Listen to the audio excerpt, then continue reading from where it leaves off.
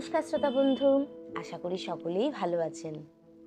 আমি টুম্পা, আপনাদের বন্ধু, আবার ফিরে এসেছি আপনাদের প্রিয় চ্যানেল সিনেমিস্ট্রি ডার্কের পক্ষ থেকে প্রতি সপ্তাহের মতো এই বৃহস্পতিবারের রহস্য, রোমাঞ্চ, ভৌতিক ও অলৌকিক গল্প নিয়ে। আমাদের আজকের গল্প ত্রৈলোক্যনাথ মুখোপাধ্যায়ের লিখিত 100 বছরের সেরা ভৌতিক গল্প সমগ্রের একটি ছোট গল্প, পূজার ভূত। গল্পের সূত্রধর আমি টুম্পা। তারক চরিত্রে অভিনয় করছেন সুপ্রতীক, স্বামীমাসি চরিত্রে শ্রীমতী দেবী গাঙ্গুলি, বিলাসী ও রামমণি চরিত্রে লিপিকা, পিতেম ও জামাই চরিত্রে আছেন দেবজ্যোতি, সহচরিত্র চরিত্রে আছেন জয়িতা, সীতা অর্থাৎ দিদিমণি ও মেয়ের চরিত্রে দীপান্বিতা, জগমোহন রায়চৌধুরী চরিত্রে শ্রী বিপ্লব পাল চৌধুরী। বলা বাহুল্য, স্পেশাল এফেক্ট, সাউন্ড এবং এডিটে রয়েছেন সৈকত। আসুন আমরা উপভোগ করি আমাদের আজকের গল্প, পূজার ভূত। আমার নাম তারক। কলকাতায় আমি বোর্ডিংয়ে থাকি। পূজার সময় আমি বাড়ি এসেছি। আমার নিজের বাড়ি নয়, মামার বাড়ি। মামার বাড়িতেই আমরা মানুষ হয়েছি, আমি ও আমার বোন প্রভা। স্বামীমাসি আমাদেরকে মানুষ করেছেন।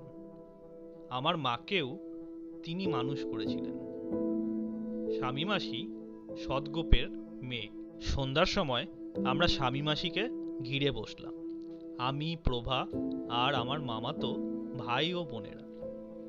আমি বললাম, স্বামীমাসি, আজ তোমাকে একটা গল্প বলতেই হবে।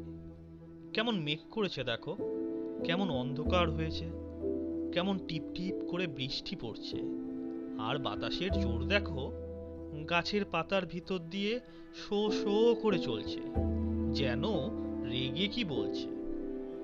এই অন্ধকারে এমন দুর্যোগের সময় ভূত প্রেত সব বের হয়। বাপরে, গা যেন শিউরে ওঠে। এই পূজার সময়, এরূপ দুর্যোগের সময় তোমার মাকে নিয়ে আমি বড় বিপদে পড়েছিলাম। এখনো সে কথা মনে করলে ভয়ে আমার বুক ধড়ফড় করে। আমি জিজ্ঞাসা করলাম, কি হয়েছিল স্বামীমাসি? স্বামী উত্তর করল, না, সে কথা তোমাদের আমি বলবো না। তোমরা ছেলে মানুষ, সে কথা শুনলে তোমাদের ভয় করবে। আমরা সকলেই বললাম, সে কথা শুনলে আমাদের ভয় করবে না। যাই হোক, অনেক জেদাজেদির পর স্বামীমাসি সে গল্প বলতে রাজি হল। স্বামীমাসি বলল, তারক ও প্রভার মায়ের নাম ছিল সীতা। সীতার মা অর্থাৎ তোমাদের দিদিমার নাম ছিল তারামণি। মৃত্যুশয্যায় তিনি আমাকে বলে যান, স্বামী, আমার কাছে তুই কথা দে, তুই সীতাকে কোনো দিনও ছেড়ে যাবি না। সীতা একটা 5 বছরের শিশু মাত্র, পৃথিবীতে তার আর কেউ নেই। সীতাকে আমি দিদিমণি বলে ডাকতাম। আমি বললাম, মা ঠাকুরুন, দাদা বাবু অর্থাৎ তোমাদের মার ভাই ও দিদিমণি কোথায় থাকবে, কার কাছে থাকবে তা আমি জানি না। দিদিমণি যাদের কাছে থাকবে তারা যদি আমাকে ছাড়িয়ে দেয় তাহলে আর আমি কি করতে পারি, কিন্তু তারা যদি আমাকে রাখেন তাহলে আমি তোমার গায়ে হাত দিয়ে দিব্য করে বলছি যে দিদিমণিকে আমি কখনো ছাড়ব না। তোমাদের দিদিমার মৃত্যু হলো। তোমাদের মামা, যার এই বাড়ি, তিনি তখন বালক। লেখাপড়া শেখাবার জন্য তাকে এক আত্মীয় কলকাতা নিয়ে গেলেন। সীতা গেল তার মামা বাড়িতে। সীতার মামা আমাকে ছাড়লেন না। আমি দিদিমণিকে মানুষ করতে লাগলাম। দিদিমণির মামারা একসময়ে খুব বড় মানুষ ছিলেন। শুনলাম যে তার দাদামশাই জগমোহন রায়চৌধুরী একজন দুর্দান্ত লোক ছিলেন। দিদিমণিকে নিয়ে যে আমি যখন তার বাড়িতে গেলাম তখন তিনি আর জীবিত ছিলেন না। দিদিমণির মামাও দেশে থাকতেন না, পশ্চিমে কোথায় কাজ করতেন। দিদিমণিকে বাড়িতে রেখে তিনি সেখানে চলে গেলেন। সে বাড়ি কি ভয়ঙ্কর! 3 মহলা বাড়ি, বার বাড়ি, মাঝের বাড়ি, ভেতর বাড়ি, একতলা দোতলায় কত যে ঘর তা গোনাই যায় না। কিন্তু সব ভোঁ ভোঁ, দেখলেই যেন ভূতের বাড়ি বলে মনে হয়। বাড়িতে কি মাঝ বাড়িতে একটি জনপ্রাণীও বাস করে না। এত বড় বাড়িতে আমরা কেবল 6 জন। এক তোমার মায়ের পিসি অলক ঠাকরুন, তার বয়স প্রায় 80, আর তিনি সম্পূর্ণ কালা ছিলেন। 2 একজন ব্রাহ্মণী, তার নাম সহচরী, তার বয়সও বড় কম নয়, তিনি রান্না করতেন। 3 একজন চাকর, নাম পিতেম। 4 পিতেমের স্ত্রী বিলাসী। তারপর আমি আর তোমাদের মা সীতা দিদিমণি। বাড়ির ভেতর দোতলার 3টি ঘরে আমরা 6 জন থাকতাম। প্রথম ঘর অলক ঠাকুর ও সহচরী, তার পাশে আমার ও দিদিমণি, তার পাশে পিতেম ও বিলাসীর ঘর। পশ্চিম দিকে এই 3টি ঘর ছিল। উত্তর পূর্ব দিকে অনেক ঘর ছিল। বিলাসীর ঘরের পাশের একটি ঘরে আমি দিদিমণির খেলাঘর বেঁধে দিয়েছিলাম। বাড়ির চারদিকে অনেক দূর অবধি আম, কাঁঠাল, নারকেল, সুপারির বাগান ছিল, আর বাগানের ভেতর ছিল 4-5টা পুকুর। উত্তর দিক ছাড়া বাড়ির সব দিকে গ্রাম ছিল, তো সে মৃত্যু গ্রাম। ম্যালেরিয়া জ্বরের প্রকোপে অনেক লোক মারা গেছে, অনেক লোক বাড়িঘর ছেড়ে পালিয়ে গেছে।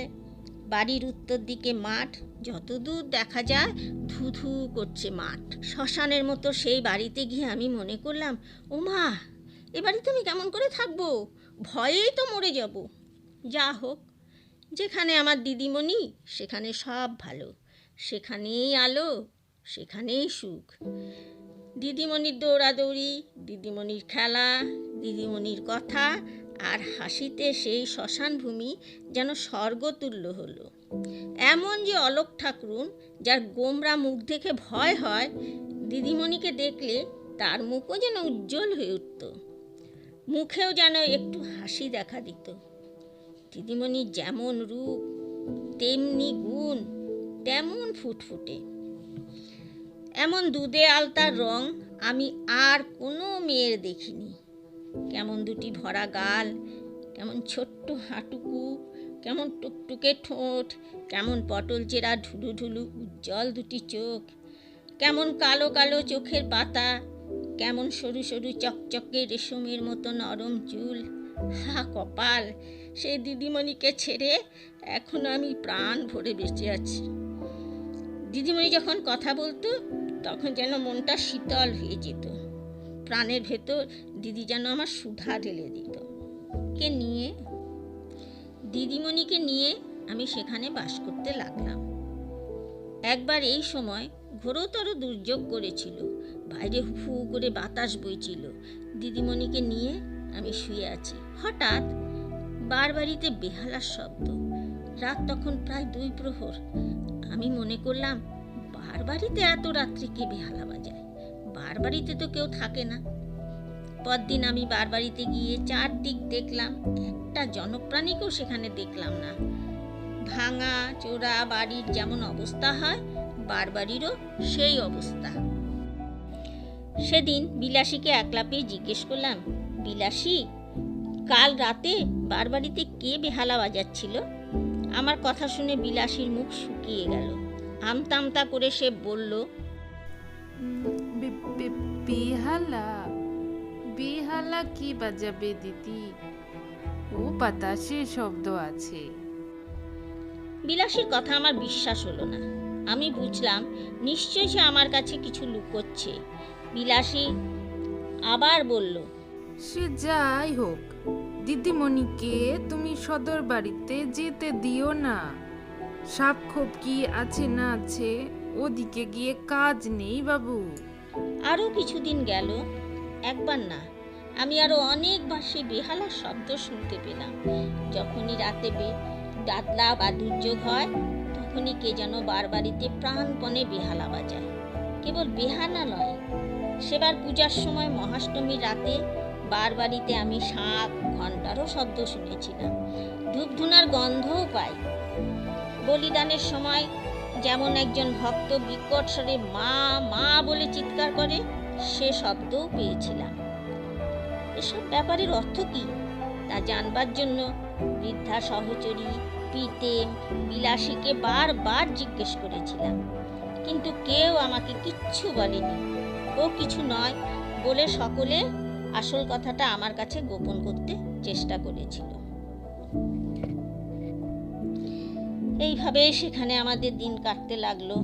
আরো কত শতবার আমি সেই বেহালার শব্দ শুনতে পেলাম। আবার পুজোর সময় এলো। মহাষ্টমীর দিন 2 প্রহরের সময় দিদিমণি পিতেম ও বিলাসীর সাথে গ্রামের ভেতর পুজো দেখতে গিয়েছিল। আমি বিদেশি লোক, তাই আমার নেমন্তন্ন হয়নি, তাই আমি ওদের সাথে যাইনি। পুজো দেখে বেলা 5টার সময় দিদিমণি ফিরে এলো। বিলাসী আমাকে বলল, যদু ভরের বাড়ির পূজার এবার খুব ধুম। আহা, কি চমৎকার প্রতিমা করেছে গো, দেখলে চোখ জুড়িয়ে যাবে। আর স্বামী দিদি, ভর গিন্নি তোমাকে অনেক করে যেতে বলেছে। আমি বললাম, আচ্ছা বিলাসী, তবে আমি একবার মাকে দেখে আসি। তুই ভাই দেখিস দিদিমণিকে, যেন কোথাও না যায়। এই কথা বলে আমি ভরেদের বাড়ি ঠাকুর দেখতে গেলাম। ভরগিনি আমাকে অনেক আদর করলেন। রুদ্ধশ্বাসে সে ঘরে আমি দৌড়ে গেলাম। অলোক ঠাকুরুন ও সহচরী দুজনেই তখন সে ঘরে ছিল। দিদিমণিকে দেখতে না পেয়ে আমি সহচরীকে জিজ্ঞেস করলাম, কই সীতা তো এই ঘরে আসেনি? এই কথা শুনে প্রাণ আমার উড়ে গেল। আবার আমি বিলাসীর ঘরে গেলাম। কাঁদতে কাঁদতে আমি বিলাসীকে তিরস্কার করতে লাগলাম। বিলাসীও কাঁদতে লাগলো। সে বলল, এইমাত্র আমার ঘরের বারান্দায় তো সে খেলছিল। ঘরের ভেতরে আমি কাজ করছিলাম, বোধহয় অন্য কোথাও ঘরে গিয়ে খেলছে নাকি দেখো। এমন সময় পিতেম এসে হাজির হলো। আমার কান্না ও বিলাসীকে ধমকানোর শব্দ শুনে সহচরীও সেখানে এসে হাজির হলেন। প্রদীপ হাতে নিয়ে সকলে মিলে আমরা বাড়ি আতি পাতি করে খুঁজতে লাগলাম।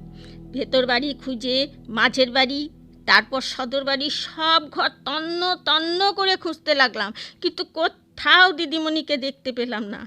মাথা খুঁড়ে বুক চাপড়ে আমি উচ্চস্বরে কাঁদতে লাগলাম।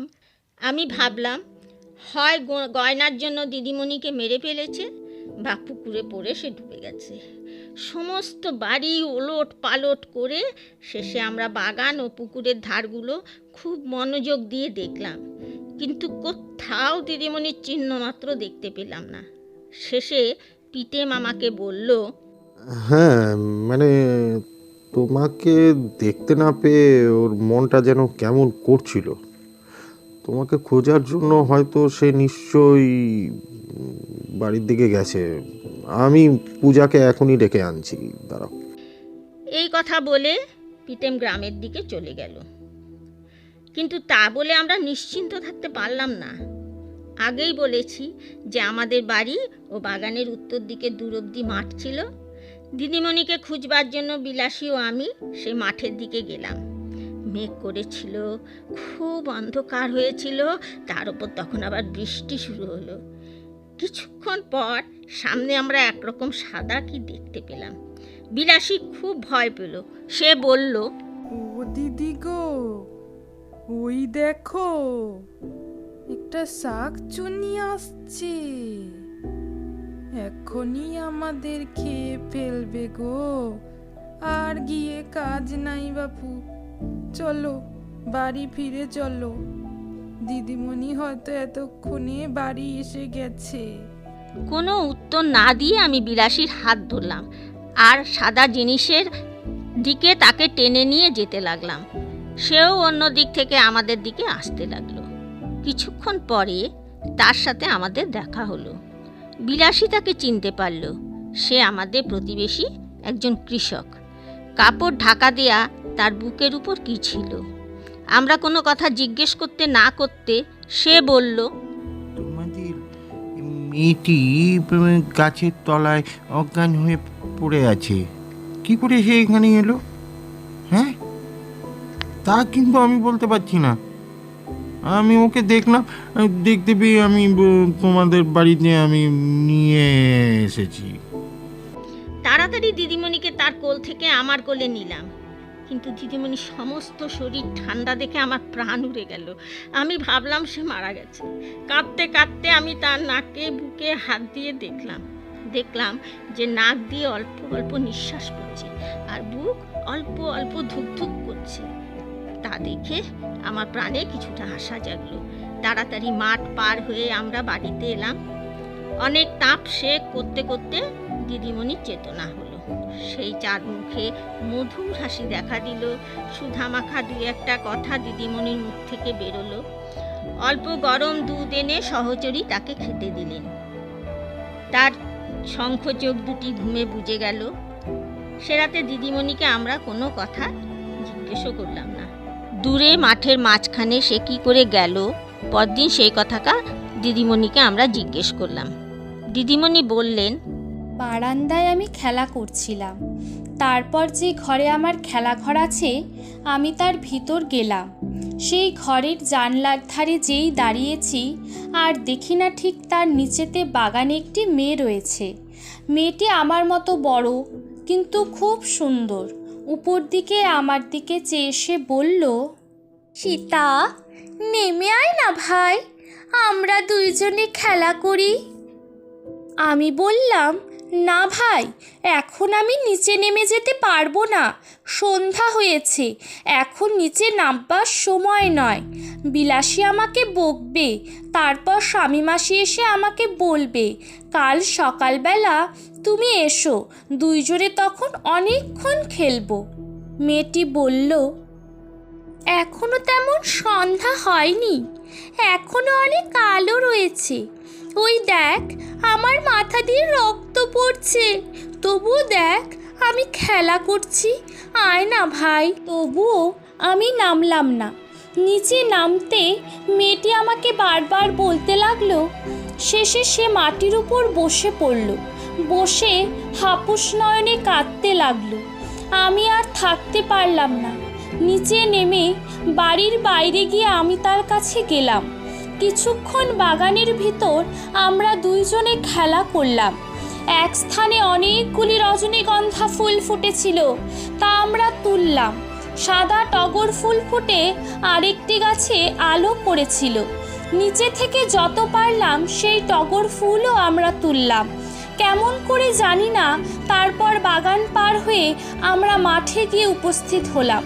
কেমন করে জানি না, সেই মেয়েটির সঙ্গে অনেক পথ চলে ক্রমে মাঠের মাঝখানে উপস্থিত হলাম। সে স্থানে একটি গাছ ছিল, সেই গাছতলায় একটি মেয়ে মানুষ, ঠিক আমার মায়ের মতো, সেই রকম রং, সেই রকম মুখ, সেই রকম চুল, সেই রকম কথা। আদর করে তিনি আমাকে কোলে নিলেন, আমার মুখে তিনি কত চুমা খেলেন। কোলে বসে আমার মাথায় তিনি হাত বুলোতে লাগলেন। তারপর কি হলো আর আমার মনে নাই। দিদিমণির এই কথা শুনে সহচরী পিতেমকে চোখ টিপলেন। তারপর তিনি বিলাসীর গা টিপলেন। এর মানে আমি কিছু বুঝতে পারলাম না। আমি জিজ্ঞেস করলাম, সে মেয়েটি কে? সে তো বড় দুষ্টু মেয়ে দেখছি, তাকে আর বাগানে আসতে দেওয়া যাবে না। আমার কথার কোনো উত্তর না দিয়ে সহচরী বললেন, এ ব্যাপারে অলোক ঠাকুরনকে জানাতেই হবে। সব শুনে তিনি যা বলবেন সেটাই করতে হবে। এই কথা বলে সহচরী সে ঘর থেকে চলে গেলেন। কিছুক্ষণ পরে তিনি আমাকে, পিতেমকে ও বিলাসীকে অলোক ঠাকুরনের ঘরে ডেকে পাঠালেন। দিদিমণিকে কোলে নিয়ে আমি পিতেম ও বিলাসীর সঙ্গে সে ঘরে গেলাম। অলোক ঠাকুরন থুরথুরে বুড়ি হয়েছিলেন, বেশি কথা বলতে পারতেন না। তার হয়ে সহচরী আমার দিকে চেয়ে বললেন, অলোক ঠাকুরন তোমাকে বলতে বললেন যে ওই মেয়েটি মানুষ নয়, আর তার মা, যাকে সীতা গাছতলায় দেখেছিল, তিনি অলোক ঠাকুরনের ভাইজি, মানে সীতার মাসি। অনেক দিন হলো তিনি আর তার মেয়ে অপঘাতে মরে গিয়েছেন। ওদের কোনো গতি হয়নি, তাই ওরা এমন অশরীরী হয়ে আছেন। ওরা সব সময়, বিশেষত এমন ঝড় বাতাস বাদলের দিনে আর পুজোর সময় বাড়ির চারিদিকে ঘুরে বেড়ান। পিতেম, বিলাসী, আর তুমি স্বামী। তোমাদের সবাইকে অলোক ঠাকুরন বলছেন যে সীতাকে তোমরা খুব সাবধানে রাখবে, এক মুহূর্তের জন্য তোমরা ওকে চোখের আড়াল করবে না। ওই মেয়েটি আবার যদি সীতাকে ভুলিয়ে ভালিয়ে নিয়ে যায়, তাহলে তোমরা আর পাবে না সীতাকে। এই কথা শুনে আমার আত্মা পুরুষ উড়ে গেল। কি করে মেয়েকে ভূতের হাত থেকে বাঁচাবো সেই ভাবনায় আকুল হয়ে পড়লাম। তোমার মামার তখনও কাজকর্ম হয় নাই। একদিন গিয়ে দাঁড়াই, একবেলায় এক মুঠো কেউ যে ভাত দেয় এমন স্থানও ছিল না। কাদায় গুণ ফেলে দিদিমণিকে নিয়ে কাজেই আমাকে সেই ভয়ানক বাড়িতেই থাকতে হলো। কিন্তু সেই দিন থেকে দিদিমণিকে আমরা নিমেষের জন্যও চোখের আড়াল করতাম না। হয় আমি, নয় বিলাসী, নয় পিতেম, সব সময় তার কাছে থাকতো। কিন্তু মাঝে মাঝে জানলার ধারে দাঁড়িয়ে দিদিমণি আমাদের বলতো, ওই সেই মেয়েটি আসছে, ওই আমাকে হাতছানি দিয়ে ডাকছে। স্বামী, তুই আমাকে সুন্দর বলিস, কিন্তু ওর দিকে একবার চেয়ে দেখ। আহা, কি চমৎকার রূপ! কেবল ওর দিকে চেয়ে থাকতে ইচ্ছা করে, অন্যদিকে চোখ ফেরাতে ইচ্ছা করে না। ওই দেখ, আবার আমাকে ডাকছে, আমি যাচ্ছি না বলে। আহা, মেয়েটির মাথায় কে মেরেছে? মাথা থেকে গাল বেয়ে রক্ত পড়ছে। স্বামী, একবার আমাকে ছেড়ে দে, আমি তার কাছে যাই, তাকে বাড়ির ভিতর ডেকে আনি। তুই তার মাথায় ওষুধ দিয়ে দিবি, আমার ওই কাপড়খানি আমি তাকে পরিয়ে দিব। যাই ভাই, যাই। এইরকম বললেই তাড়াতাড়ি তোমার মাকে গিয়ে আমি কোলে নিতাম। উপর থেকে বাগানের দিকে চেয়ে দেখতাম, কিন্তু আমি কিচ্ছু দেখতে পেতাম না। কি করব? ঘরের দরজা জানলা বন্ধ করে মেয়েকে কোলে নিয়ে ভয়ে জড়সড় হয়ে বসে থাকতাম। এইভাবে অনেক কষ্টে আমরা সেই বাড়িতে দিনপাত করতে লাগলাম। আবার পূজার সময় এলো। এই সময় দিদিমণি সেই মেয়েটিকে ঘন ঘন দেখতে লাগলো।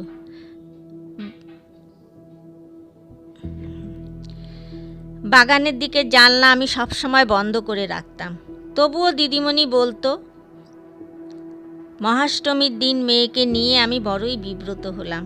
সেদিন ভয়ানক দুর্যোগ হয়েছিল। সীতাকে কোলে নিয়ে আমি ঘরে বসেছিলাম, এখন আর বাইরে নয়। সেদিন দিদিমণি সেই মেয়েটিকে বাড়ির ভেতরেই দেখতে লাগলো। আমি ঘর বন্ধ করেছিলাম, তবুও দিদিমণি কাঁদতে লাগলো। এই বলে দিদিমণি হাপুস নয়নে কাঁদতে লাগলো। কি যে করি বুঝতে পারলাম না। মেয়ে নিয়ে আমি অলোক ঠাকুরের ঘরে গেলাম, সেখানে সহচরীও ছিলেন। আমি বললাম, আজ বাছা আমাদের খাওয়া দাওয়াতে কাজ নেই, সকলে এসো, আজ আমরা মেয়েকে ঘিরে বসে থাকবো। তা না হলে দিদিমণিকে আজ আমরা বাঁচাতেই পারবো না। সেই দুষ্টু মেয়েটা এসে দিদিমণিকে নিশ্চয়ই আজ নিয়ে যাবে। সহচরী অলোক ঠাকুরনকে সব কথা বললেন। অলোক ঠাকুরন আমার কথায় রাজি হলেন। পিতেম ও বিলাসীকে ডেকে দরজা জানলা বন্ধ করে দিদিমণিকে ঘিরে সকলে আমরা অলোক ঠাকুরনের ঘরে বসে রইলাম। বলা বাহুল্য যে এর আগে এই বিড়ম্বনা এড়ানোর জন্য অনেক প্রতিকার করা হয়েছিল। গয়াতে পিণ্ড দেয়া হয়েছিল, শান্তি সস্তয়ন হয়েছিল, রোজা এনে ঝাড়ানো ও ভূত নামানো হয়েছিল। দিদিমণির অষ্টাঙ্গে কবচ, মাদুলি ও ন্যাকড়ার পুটুলি বাঁধা হয়েছিল, কিন্তু কিছুতেই কিছু হয় নাই। সকলে ঘিরে রইলাম বটে, কিন্তু সেই মহাষ্টমীর সমস্ত দিন দিদিমণি বড়ই ছটফট করেছিল। ওই সেই মেয়েটি আসছে, সে আমাকে ডাকছে, তার কাপড় ভিজে গেছে, তার মাথা দিয়ে রক্ত পড়ছে। দাও, আমাকে ছেড়ে দাও, আমি তার কাছে যাই। এই বলে দিদিমণি বারবার কাঁদছিল, আর আমার কোল থেকে উঠে আমার হাত ছেড়ে বারবার বাইরে পালাতে চেষ্টা করছিল। অনেক কষ্টে আমি তাকে ধরে রাখছিলাম। সন্ধ্যার পর দিদিমণি ঘুমিয়ে পড়ল। আমি ভাবলাম, এবার বুঝি আমাদের বিপদ কেটে গেল, আর বুঝি কোনো উপদ্রব হবে না। কিন্তু আমরা কেউ ঘুমোলাম না, ঘরে দুটো আলো জ্বালিয়ে বসেছিলাম। রাত প্রায় 2 প্রহর হয়েছে। এমন সময় সহসা বাড়িতে সে বেহালা বেজে উঠল। কেবল বেহালা নয়, তার সাথে ঢাক, ঢোল, শাঁখ, ঘণ্টা, কাঁসর, এমনকি ঘড়িও বেজে উঠল। সেসব বাজনা ছাপিয়ে বলিদানের সেই ভয়ানক মা মা চিৎকার আমাদের কানে যেন তালা লেগে গেল। আতঙ্কে আমাদের প্রাণ শিউরে উঠল, ভয়ে আমাদের শরীর রোমাঞ্চিত হলো। হতভম্ব হয়ে বসে আছি। এমন সময় ধর্মর করে দিদিমণি উঠে বসল। আমরা কিছু বলতে না বলতে চুপ করে সে দরজার কাছে গিয়ে খিল খুলে ফেলল। তারপর আমরা তাকে ধরতে না ধরতে রুদ্ধশ্বাসে বারবারই পুজো দালানের দিকে সে দৌড়লো। উমা, কি হলো? সর্বনাশ হলো! এই কথা বলতে বলতে অলোক ঠাকুরুন ছাড়া আমরা সকলে তার পেছন পেছন ছুটলাম, কিন্তু তাকে ধরতে পারলাম না। দিদিমণি আমাদের আগে আগে গিয়ে বারবারই পুজোর দালানে উপস্থিত হলো।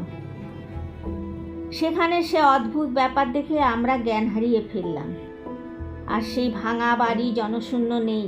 খুব ধূপধারের সঙ্গে দুর্গোৎসব হলে যেমন হয়, সেখানে তেমনটাই হয়েছে। দালানের মাঝখানে প্রতিমা বসানো, বিরাট প্রতিমা, নানা সাজে সুসজ্জিত। প্রতিমার চারদিকে নৈবেদ্য, নানান পুজোর আয়োজন হয়েছে। সামনে পুরোহিতেরা বসে আছেন, একপাশে একজন চণ্ডীপাঠ করছেন। সামনের উঠোনে লোকে লোকারণ্য, ধূপ ধুনার গন্ধে চারদিক আমোদিত। দালানে, উঠোনে সব জায়গায় ঝাড় লণ্ঠন জ্বলছে। আসল কথা, এমন ধুমধামের পূজা আমি কখনো দেখিনি। দিদিমণি কারো দিকে ভ্রুক্ষেপ না করে দালান পার হয়ে দালানের পূব দিকে চলে গেল। ভয়ে কাঁপতে কাঁপতে আমরাও তার পেছন পেছন চললাম। দালানের পূব দিকে একটা ঘর ছিল। সেই ঘরের ভেতর তক্তপোষের ওপর একজন বৃদ্ধ বসেছিলেন। তার বাঁ হাতে বেহালা আর ডান হাতে যা দিয়ে বাজায় সেটা ছিল। এক পরমা সুন্দরী স্ত্রী লোক মাটিতে বসে বৃদ্ধের পা দুটি ধরে কি বলছেন। তার পাশে 7-8 বছরের এক ছোট্ট মেয়ে দাঁড়িয়ে। দিদিমণি সোজা গিয়ে সেই ঘরের দরজার একপাশে দাঁড়ালো। খপ করে আমি গিয়ে দিদিমণির হাত ধরে ফেললাম। তারপর আমরা সকলে সেই দরজার কাছে দাঁড়ালাম। যে স্ত্রীলোকটি বৃদ্ধের পা ধরেছিলেন তিনি তখন কাঁদো কাঁদো মৃদু মধুর স্বরে বললেন, বাবা, অপরাধ করেছি ঠিকই, কিন্তু আমি তো তোমারই মেয়ে। বলো, শত অপরাধ করলেও মেয়েকে কি তুমি ক্ষমা করতে পারো না? এই ছোট্ট মেয়েটাকে নিয়ে আমি এখন কোথায় যাই?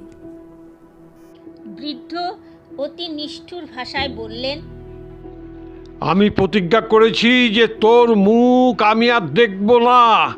এই কালা মুখ নিয়ে এই বাড়ি হতে এখনই তুই দূর হয়ে যা, দূর হয়ে যা। স্ত্রীলোকটি উত্তর দিলেন, বাবা, আমি কোনো রকম খারাপ কাজ করিনি, স্বামীর ঘরে গেছি মাত্র। বৃদ্ধ বললেন, তুই দূর হ, আমার সামনে থেকে তুই দূর হ। স্ত্রীলোকটি অবশেষে বললেন, আচ্ছা বাবা, আমি চলে যাচ্ছি, কিন্তু আমার এই মেয়েটা তো কোনো অপরাধ করেনি। একে আমি তোমার কাছে রেখে যাচ্ছি, এর দেখাশোনা তুমি করো। সেই কথা শুনে বৃদ্ধ আরো জ্বলে উঠলেন। তোর ঝাড় আমার এ বাড়িতে থাকতে পারবে না, দূর দূর, এখনই দূর হ। কিন্তু স্ত্রীলোক ও তার মেয়ে তক্ষুনি দূর হচ্ছে না দেখে বৃদ্ধ রাগে অন্ধ হয়ে গেলেন। ধৈর্য ধরতে না পেরে সে বেহালা দিয়ে কন্যার মাথায় মেরে বসলেন। মেয়েটির মাথা থেকে দরদর ধারায় রক্ত পড়তে লাগলো। গাল বেয়ে সেই রক্ত মাটিতে পড়ল। এই নিষ্ঠুর ব্যবহার দেখে সেই স্ত্রীলোকটি তখন উঠে দাঁড়ালেন। চোখ দিয়ে যেন তার আগুনের ফিনকি বার হতে লাগলো। তিনি বললেন, বাবা, তুমি এই কাজ করলে? যাই হোক, আমি তোমাকে কিচ্ছু বলবো না, কিন্তু আজ থেকে তোমার লক্ষ্মী ছাড়লো। এই কথা বলে মেয়েটির হাত ধরে স্ত্রীলোকটি সে ঘর থেকে বের হলেন। তারপর দালানের ভেতর দিয়ে উঠোনে গিয়ে নামলেন। তারপর উঠোন পার হয়ে বাড়ির বাইরে চলে গেলেন। যেই তিনি বাড়ির বার হলেন, আর বৃদ্ধ ভয়ানক চিৎকার করে সেই তক্তপোষের উপর শুয়ে পড়লেন।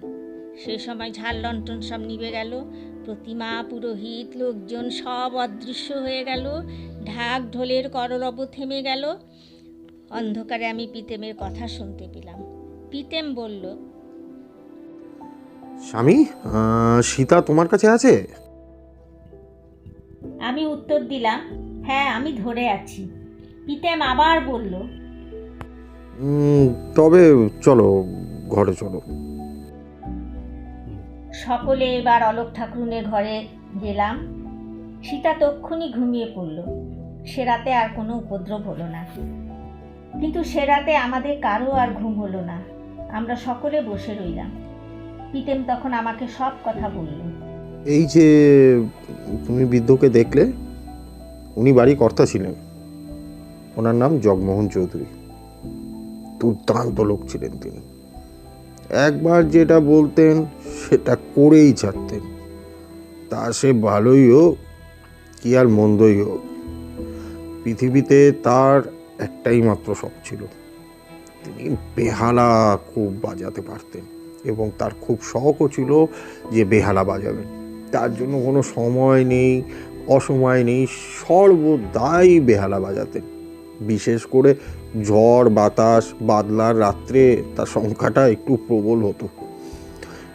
অলোক ঠাকুরন যাকে দেখলেন, সে তাহার ভগিনী। জগমোহন রায়ের একমাত্র পুত্র ও 2 কন্যা ছিল। পুত্র সীতার মামা, যিনি এখন পশ্চিমে কাজ করেন। বড় কন্যার নাম ছিল রামমণি, যার ভূতকে সীতা মাঠের মাঝখানে গাছতলায় দেখেছিল। ছোট মেয়ের নাম ছিল তারামণি, তিনি আবার সীতার মা। রায়চৌধুরী বড় মানুষ, কোনো পুরুষে কন্যা শ্বশুরবাড়িতে পাঠাতেন না, কিন্তু রামমণির এক তেজস্বী পুরুষের সাথে বিয়ে হয়েছিল। না, এ অসম্ভব। ঘর জামাই হয়ে আমি কিছুতেই থাকবো না। তুমি একে চাও না আমাকে চাও? বাবা, তুমি আমার পিতা বটে, কিন্তু একজন স্ত্রীলোকের কাছে তার স্বামী সর্বস্ব। তোর ঝাড় আমার এ বাড়িতে থাকতে পারবে না। দূর দূর, এখনই দূর হ।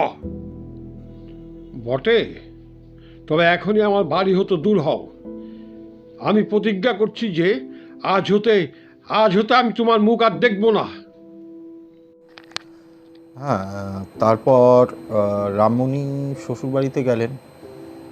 9-10 বছর স্বামীর সাথে ঘরও করেছিলেন। তারপর তার একটা মেয়ে হলো। সেই মেয়েটি ভূত সীতাকে মাঠে নিয়ে গেছিল। 9-10 বছর পরে রামমণি স্বামীর মৃত্যু হলো। পরিবার প্রতিপালনের জন্য সে একটাও পয়সা রেখে যায়নি। রামমণি তো বড়ই বিপদে পড়ে গেল। কি আর করা যাবে? পিতাকে শুধুমাত্র চিঠি লিখতেন, কিন্তু বাবা তো কোনো উত্তরই দিতেন না। অবশেষে তিনি ভাবলেন, পুজোর সময় লোকের মন হয়তো একটু নরম হয়, এই সময় বাবার পায়ে গিয়ে যদি পড়ি তাহলে হয়তো বাবা ক্ষমা করবে।